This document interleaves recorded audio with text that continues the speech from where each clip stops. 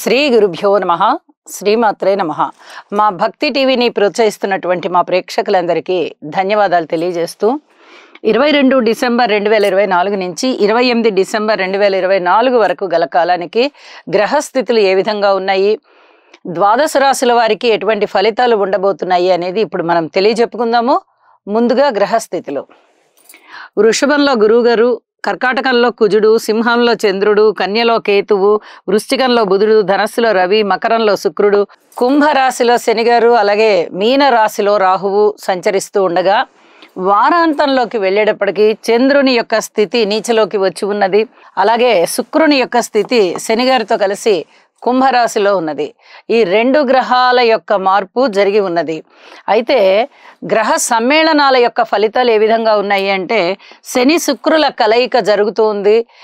వివాహాది శుభకార్యాల విషయంలో కాస్త ఆలస్యం అవడం కానీ, ఈ ఇల్లీగల్ కాంటాక్ట్స్ విషయంలో కొంచెం ఇబ్బందులు ఉండడం కానీ, భార్యాభర్తల మధ్య అన్యోన్యత తగ్గే విధంగా ఉండడం కానీ ఉంటుంది. ఇది ఏ ఏ రాసుల వారికి ఉంటుంది అనేది మనము రాసుల ఫలితాలు చెప్పుకునేటప్పుడు తెలియజెప్పుకుందాము. అయితే చాలా వరకు దీనికి శని శుక్ర కుజుల యొక్క పరిహారాలు చదువుకోవడం అనేది, ఆ గ్రహ స్తోత్రాలు చదువుకోవడం అనేది చాలా చాలా మంచిది అని చెప్పి తెలియజేస్తూ ఉన్నాను. అయితే ఈ గ్రహస్థితి వారాంతంలో ఉన్నది.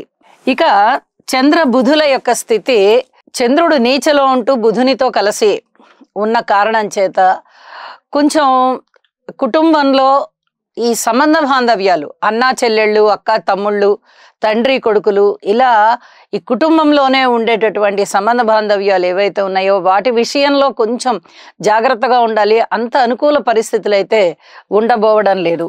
దృష్టుల విషయానికి వస్తే శనిగారి యొక్క తృతీయ దృష్టి మేషరాశి మీద పడుతుంది. అది శనిగారికి నీచ రాశి అవ్వడం వల్ల కొద్దిగా అనారోగ్య సమస్యలు ఉండడానికి అవకాశం ఉంది. ఇక శనిగారి దృష్టి చంద్రుని మీదికి ప్రసరిస్తూ ఉన్న కారణం చేత కొంచెం మానసిక ఒత్తిడి ఎక్కువగా ఉండేటటువంటి అవకాశం ఉంది. అలాగే శనిగారి 10వ దృష్టి బుధుని మీద ప్రసరిస్తూ ఉండడం వల్ల చర్మానికి సంబంధించినటువంటి ఏదైనా వ్యాధులు బాధలు ఉండడానికి అవకాశం ఉంటూ ఉన్నది. ఇది ఇక్కడ కొంచెం ఔషధ సేవ అవసరం అని చెప్పి చెప్తూ ఉన్నాను. అలాగే కుజుని యొక్క 7వ దృష్టి శుక్రాచార్యుల వారి మీద ఉంది.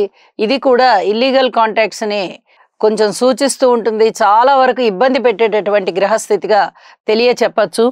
ఇక అలాగే గురువు గారి యొక్క 5వ దృష్టి కేతువు మీద ఉంది. ఆధ్యాత్మిక ప్రయాణం చాలా చాలా బాగుంటుంది. అలాగే గురువు గారి దృష్టి బుధుని మీద ఉన్న కారణం చేత చాలా మంచి తెలివితేటలు బాగా ఉపయోగపడుతూ ఉంటాయి, అక్కరకు వస్తూ ఉంటాయి, సమయానికి మంచి ఆలోచనలు వస్తూ ఉంటాయి.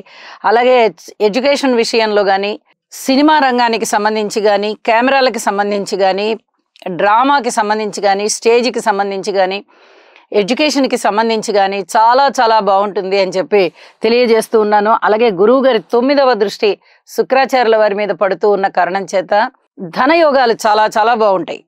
ఇవన్నీ కూడా చెప్పదగ్గ సూచనలుగా చెప్తూ ఉన్నాను. ఇక పరిహారాల విషయంలో మటుకు తప్పనిసరిగా కుజ శుక్ర శని గ్రహాల యొక్క స్తోత్ర పారాయణాలు తప్పనిసరిగా చేయండి. లక్ష్మీ అమ్మవారికి పూజ చేయండి. ఇవి రెండు తప్పనిసరిగా రాశితో సంబంధం లేకుండా చేయవలసిందిగా సూచన చేస్తున్నాను. ప్రతి ఒక్కరికి కూడా రాశి ఫలితాల్లోకి వెళ్దాము. మేషరాశి వారికి వారం రోజుల కాలాన్ని పరిశీలన చేస్తే 4 గ్రహాల యొక్క ఉనికి చాలా చాలా బాగుంది అని చెప్పచ్చు. ద్వితీయ స్థానంలో గురువు గారు బాగున్నారు, షష్ఠ స్థానంలో కేతు బాగున్నారు, దశమ స్థానంలో శుక్రాచార్యుల వారు, ఇక ఏకాదశంలో శనిగారు. అనుకోని విధంగా లాభాలు చక్కగా వచ్చి పడుతూ ఉన్నాయి. గత కొద్ది వారాలుగా కూడా మనం చెప్పుకుంటూ ఉన్నాము చాలా చాలా బాగుంది మేషరాశికి అని. అయితే ఆరోగ్య రీత్యా మటుకు చిన్నపాటి జాగ్రత్తలు తీసుకోవాల్సిందిగా సూచన చేస్తూ ఉన్నాను. ఇక వీరికి వాక్కు చాలా బాగుంది. కుటుంబంలో అభివృద్ధి చాలా స్పష్టంగా కనిపిస్తూ ఉన్నది.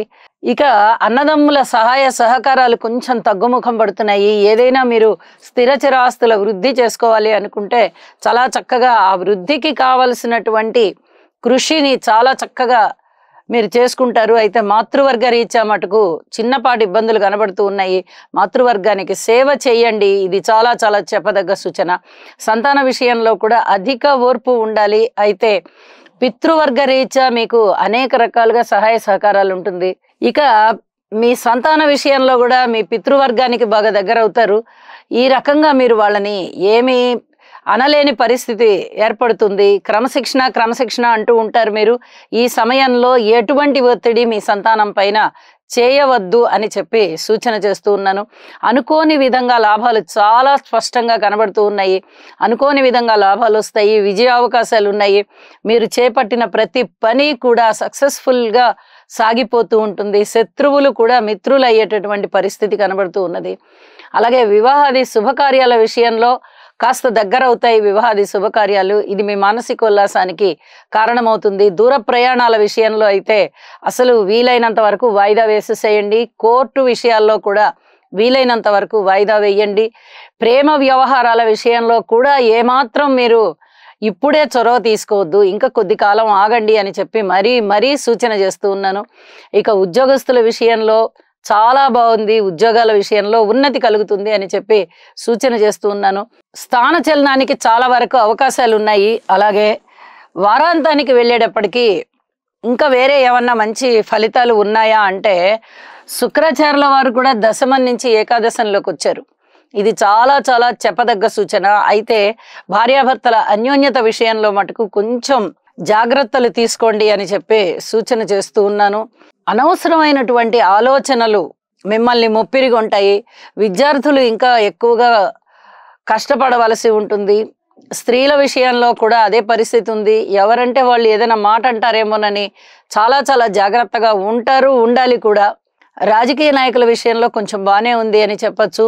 వ్యాపార భాగస్వాముల విషయంలో బాగానే ఉంది అని చెప్పి కూడా తెలియజేయచ్చు. కార్మికులు, కర్షకులు, నేత పనివారు, చేతి వృత్తుల వారు ఇత్యాది వారి విషయంలో చాలా స్పష్టమైనటువంటి కష్టం కనిపిస్తూ ఉన్నది.